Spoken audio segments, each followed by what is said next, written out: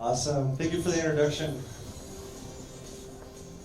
So we've got quite a crowd, fully packed rooms, a standing room only. I think what we'll do is we'll go out the slides and we'll just do some stand-up and some crowd work. How about that? Okay, to start off, no, I'm just joking. So my name is Zach. I'm the founder and the CEO of Mintable. Today we're going to be talking about NFTs within XR, within AR and VR, and specifically utility NFTs. You guys all know what NFTs are. NFTs obviously are these images of monkeys that are going for $500,000, and you know the bubbles popped. It's 99% down from the top. They're not worth $500,000 anymore.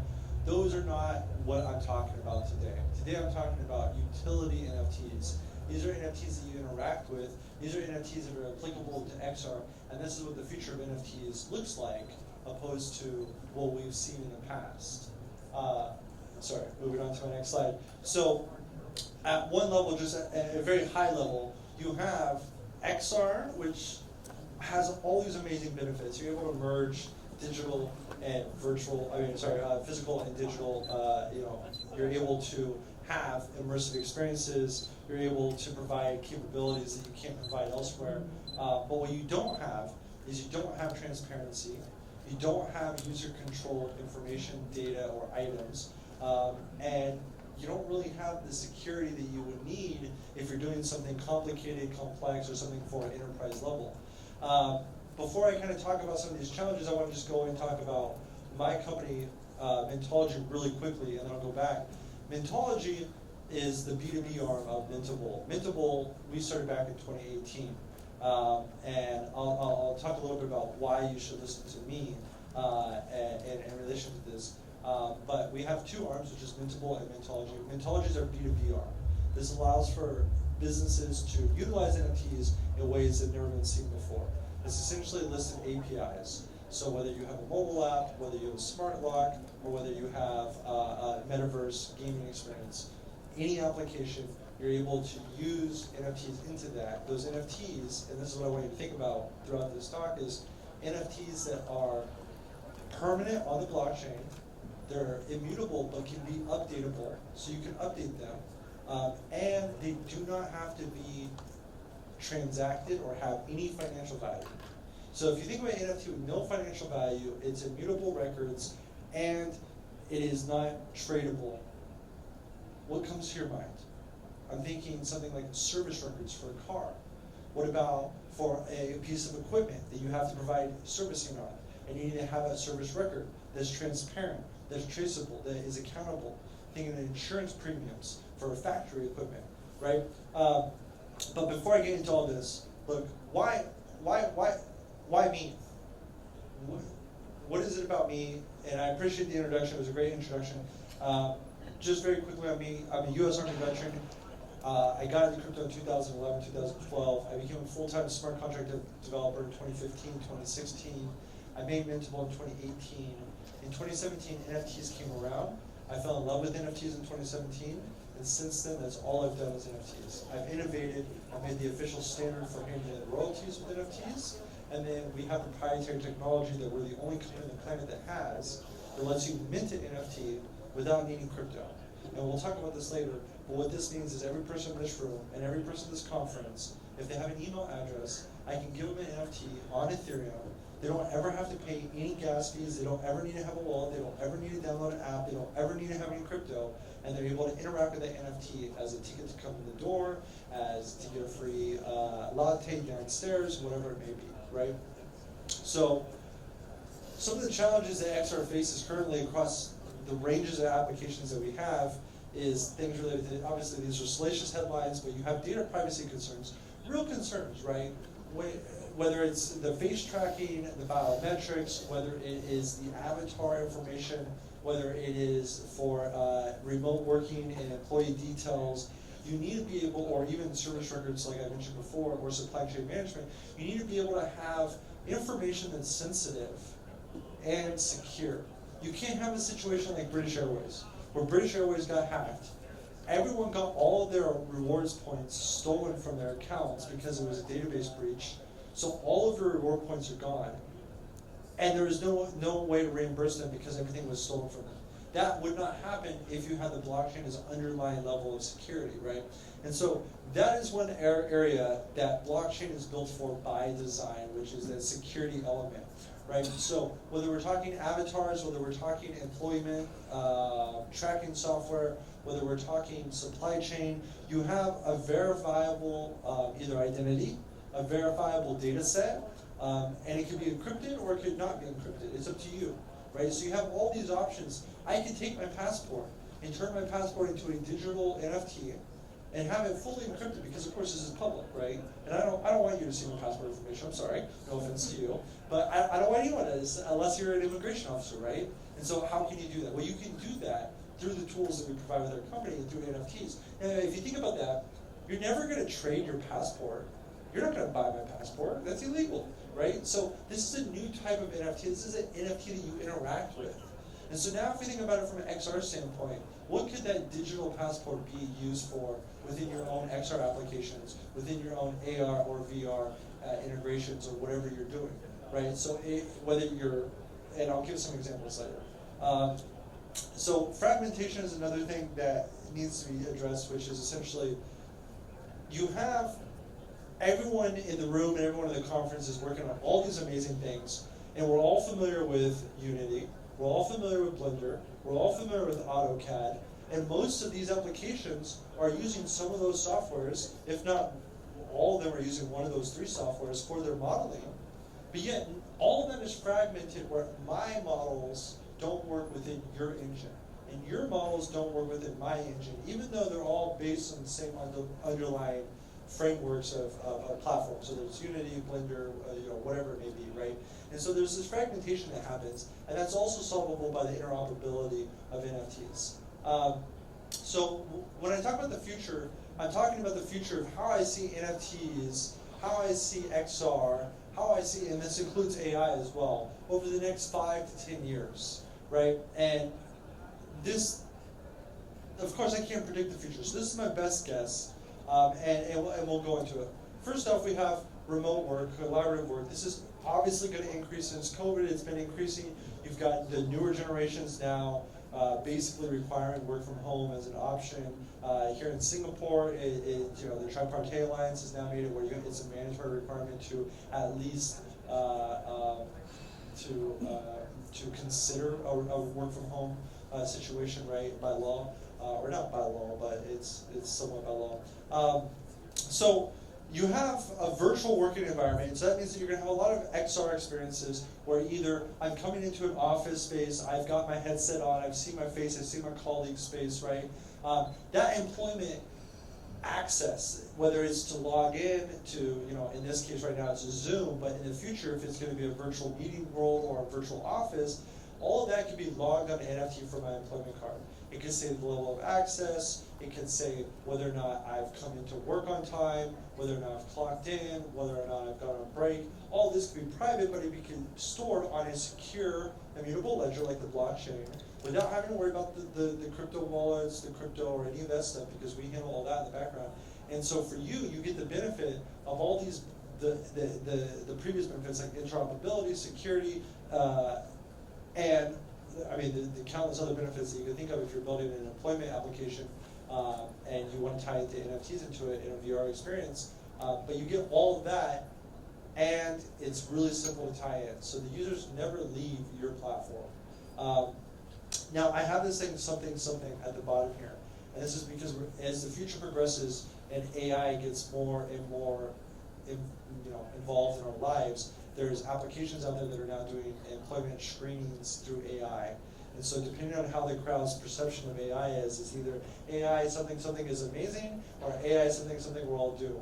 So that's why I have something because I can't predict how AI is going to work for collaborative working environments and agents. And I'll talk a little bit more about this at another slide about agents as well. But the accountability and the traceability for a working remote is one application that you can use NFTs for that I really see as an area that's going to be focused on. Another area is education and training. We've seen massive investments into training and education through XR, whether it's fully immersive or whether it's through AR. And so as training becomes more virtual, as we get to an experience where I can work from home, put on my headset, and I can log in to my workstation and do what I need to do, there are applications there where an NFT makes sense. And so, if you think from a university standpoint, we have a university we work with, their textbooks are all NFTs. So a student can get a textbook as an NFT. There's a special application the university built to view it, so they don't, like, obviously can't download the PDF and the textbook. And then when they're done with the course, they can give it to the next student, and the next student can buy it from them, so they get their money back. Now, if you take that a step further, you can also have micro diplomas or achievements or mini certificates issued through these training environments. So if I spend 10 hours on a flight simulator, from a Boeing flight simulator, right, that would then be able to integrate into my flight logs, and I can have an NFT that is now verifiable in a public ledger, right? Again, that's not a transactable, that's not a financial instrument, that's not something that I'm going to be trading or speculating on, that's something I'm going to be interacting with, checking, using some central authority or some other authority to verify the data set, right? And this is where the benefits of NFTs come in. The versatility of them is really important. If you get your headset out of artwork and collectibles and into how can I interact with this in the real world, then you start seeing a lot of doors opening up. There's something that I'm gonna talk on, and it's around AI, and it goes a little bit in depth, and I think everyone here is going to agree. Look, so I was thinking about calling this slide NFT squared, because we have natural feature tracking, which you guys are probably all familiar with, which is one of the systems you use to track stuff within your AR or VR environments. But then you also have non-fungible tokens, which are NFTs. Now, when you tie the two together, you actually get something really, really unique. You know the Boston Dynamics spot robot, where it's trained to go on a factory floor, inspect things, do things, automated tasks, right? Imagine that robot going to a big piece of equipment, $1 million piece of equipment, that has it's got natural feature tracking tied into the VR image. The robot's able to see AR presented into the visual field, right? So it can match this, and it knows, okay, this is the machine I need to service, this is what I need to do. I can check all the information on the machine. Okay, green, everything's working fine, no warnings, no nothing, and then I can immediately update the service logs as an NFT. Those service logs are transparent. Those service logs can help reduce my insurance premiums for maybe that machine or maybe my factory, and that also can be applied into the next realm, which is when we get into AI. Now, at a very basic level, this is the AI slide, but at a very basic level, when we go natural feature tracking, I gave you a factory example. The most basic is a walking tour of a museum. I go up, right, in this case, actually, it's real estate. So I'm at home, I'm on Zillow, I have my headset on, and I'm doing a virtual tour of a house. As I'm doing the virtual tour of the house, the NFT represents everything about the house. The closing price of the previous price of the house, the condition of the house, 3-bedroom, 2-bath, whatever it may be, and it's got the virtual experience that I'm experiencing. It's all in the NFT. If I choose to buy, also has the maintenance records of whatever's happening to the house. If I choose to buy that house, that NFT can be updated, and then the next realtor can use that NFT. So you have this reputation of realtors, maintenance, the logging, you have the price history, you have a provenance of real estate experience, and this is something that I'm able to go from home and take a virtual tour of the house, and I know that I'm seeing this house, and the NFT, again, it's not something that I'm buying, the NFT is used as a representation. Say, this one property's NFT is this. This is tied to, this is the information of the realtor update, this is all tied to it, and then the next time it's listed for sale, they can use that the same information as interoperable, right?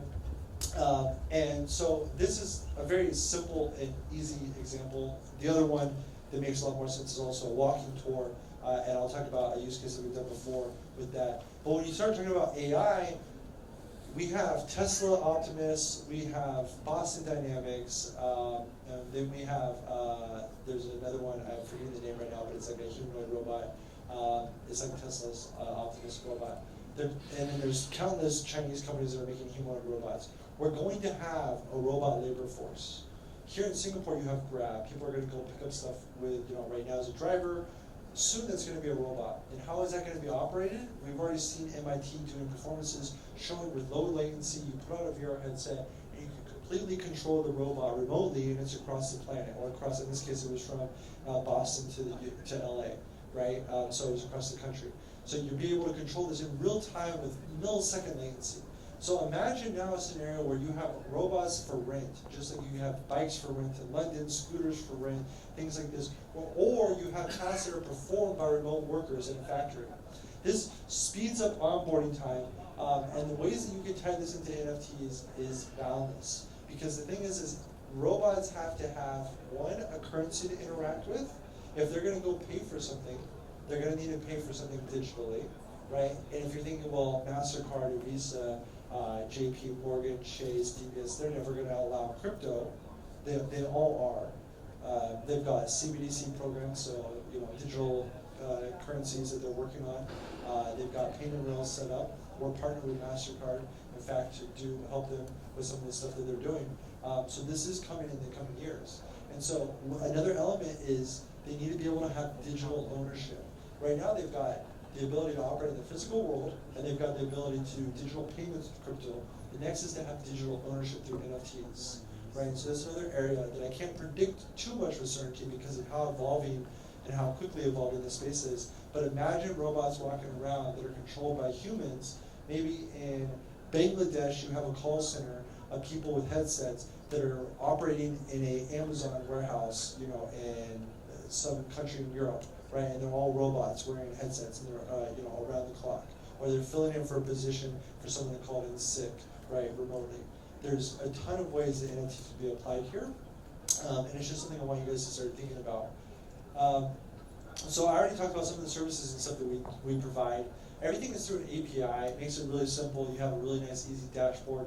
We have a redeemables application so that it ties into your CRM, ties into your point of sale terminal if you're like a coffee shop. So I can give every person here an NFT, gives you a free coffee. You go downstairs at their point of sale terminal. You can just scan the QR code on your phone, on their mobile app, or however you want to access it. It's up to the brand to choose. We don't require you to use our platform. And then you get your free coffee, and it's logged into their system. It's seamless. You don't need to have a wallet. You don't need to download an app, and you don't need to have crypto, right? We do this through gasless minting, which is our claim to fame. We're the only company that has this. So because we're the only one that can do this on Ethereum, you'll find other companies that can say, yeah, we can make 1 million NFTs on a blockchain that no one uses, and it's got no support, and it's really hard to buy the currency, and all these etc. things. And then you realize there's reasons why big brands launch on secondary blockchains, and those NFT projects never really go anywhere. There's never any utility, there's never interaction, because it's like trying to launch a major mobile gaming app on a Linux operating system and not Windows. You're not going to have a very good opportunity of success, right? Some of the things we do at MasterCard, for example, is a conference, and this is a great example of AR. So throughout the conference, we had touch points that we wanted people to talk to reach on the conference floor. As you guys are aware, if you go to like a compliance conference, it's 3 days after day one. What is there to do, right? So MasterCard came to us, they wanted to engage, they wanted to gamify, they wanted to reward. So there's a 65% footfall increase across these different touch points that they wanted them to go to. So areas of the conference that typically don't see traffic, whether that's different stages, whether that's different speeches, whether it's different booths. They were even able to upsell it. So they upsold it as a package. If they were an event provider, they upsold it to one of the brands to say, hey, if you want to be a touch point for people to come to your booth, it's an extra fee. Then when you get there, you're able to just scan a QR code. You've got your custodial wallet. It's already set up for you. All that's done. It's a very seamless process. You get your NFT within 2 seconds. Once you've got all the NFTs, you've gone through all the scavenger hunt, basically, then you've got a reward at the end, right? Now, take that a step further and make that AR. Use natural feature tracking and tie it into something. And what does your mind start unlocking as a possibility here, right? What do you see the use case of engagement with your consumers, engagement with end users, increasing the interest, increasing your possibility of having leads, closing deals? NFTs are a means to an end through utility. And that's what I'm trying to drive home here. Another example is something we did with, with MasterCard. This was in New York. we ran ads in Times Square, and basically you would scan the QR code in Times Square, you got a free NFT, wallet set up for you, you just click the button right there, the GIF shows it, it's super simple, it takes like 2 seconds. You get your NFT, and then it has a map showing you how far away you are from the location to go get your free slice of pizza. And it was like, we ran all the ads like within a block of the pizza location that we worked out of. You went to the pizza location, you showed them the NFT, you got a free slice of pizza. That's simple, right? The image was like 5 minutes after it went live, there was already like 80 claimed. It was highly successful, it did really well. MasterCard was very happy with it. This was live all over New York for one event. But again, if you take this and put this into an AR experience or a VR experience, and then tie it to the real world, now do you start seeing some wheels turning in your head of applications that you can use internally within your systems, different ways that NFTs might be utilized within the future of XR and in different applications. So this text is too small for me to see on this screen. I basically have already talked about this. The main point here is we're like AWS. Okay, Netflix is hosted on AWS, but does anyone here know that? Probably not, because they don't have to tell you. And we're the same way. So when MasterCard does something with us, it doesn't say powered by Mintable, or it doesn't make you go to Mintable, it doesn't make you log into Mintable, it doesn't make you download a Mintable app. So everything stays within your own ecosystem. That's how we operate. It's frictionless. And it's frictionless for your user, right? So, and that's the only point that I want to put on there. We have the mom test. My mom, construction worker from California, can barely use Facebook. You know who I'm talking about? I called her up when I made Mintable. I said, Mom, go make an NFT on my website using the blockchain. This is back in like 2018, 2019. She goes, I have no idea what you're talking about. I don't know what to do. So we came with the mom test. I said, if my mom can't do it, then it's not simple enough. It's not going to be mass adopted. So that's everything we have is the mom test. We make everything super simple so that my mom can do it. I don't have time to go through the problems that we solve with our APIs. We've already kind of talked about this in general of NFTs, XR, and kind of the use cases of what you can use our technology for. Our pricing model is really, really flexible, and it's really affordable as well. Right now, we're basically giving away $8,000 for free. It comes out to like thousands and thousands of wallets, and thousands of NFTs for free. Just sign up on the website, try it out. All you gotta do is give us like a 5-minute Google form feedback, and that's it, in exchange for the $8,000 worth of free credits. And you can play around with it, and it's super easy to integrate. So all your developers will absolutely love our documentation. It's really good. With that, if you have any questions, happy to take any. No? Time for some roasting? Stand up? No? Okay. Well, thank you so much, guys. If you have any questions, feel free to reach out to Alan at Mintable.com or Zach at Mintable.com. And yeah, we'll be around. Thank you.